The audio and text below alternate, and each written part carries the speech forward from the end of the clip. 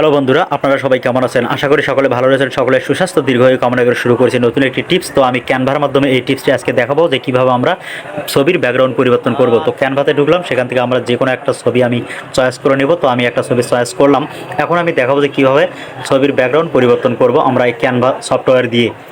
Canva software দিয়ে কিন্তু background পরিবর্তন করা অনেক কঠিন হয়ে যায়।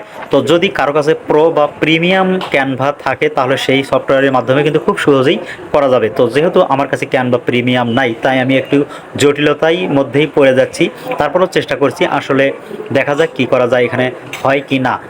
তো শেষ পর্যন্ত আসলে হচ্ছে না এখানে। তো আমি এখান থেকে ব্যাকগ্রাউন্ড একদম পরিবর্তন আমি সরাসরি একদম ব্যাগে চলে আসলাম। ব্যাক করে আসার পর ক্রোমে ঢুকলাম। ক্রোম থেকে আমি সার্চ বাটনে ক্লিক করব রিমুভ বিজি। তো রিমুভ বাজি লিখে সার্চ বাটন অথবা গুগলে অথবা ক্রোমে আপনি ঢুকলেই পেয়ে যাবেন রিমুভ বিজি। তো এখানে ক্লিক করার সঙ্গে সঙ্গে আপলোড ইমেজে ক্লিক করবেন। এরপর ফটো থেকে আপনি যে কোনো একটি ফটো চয়েস করে নেবেন। তো আমি আমার একটি ফটো চয়েস করে নিচ্ছি আমার গ্যালারি থেকে।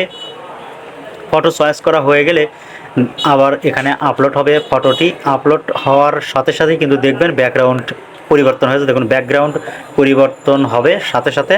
তো বন্ধুরা, যদি ভিডিওটি ভালো লাগে অবশ্যই লাইক কমেন্ট শেয়ার করবেন।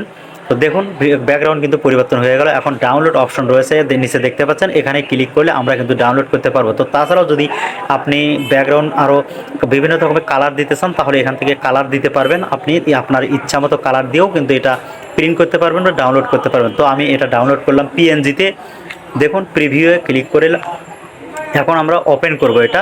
তো ওপেন করার জন্য ওপেনে ক্লিক করুন। তো দেখুন গ্যালারি থেকে ওপেন হবে। দেখুন এরকম কিন্তু এটা পিএনজিতে কিন্তু সেভ হয়ে গেছে। তো বন্ধুরা, যদি ভিডিওটি ভালো লাগে অবশ্যই লাইক কমেন্ট শেয়ার করতে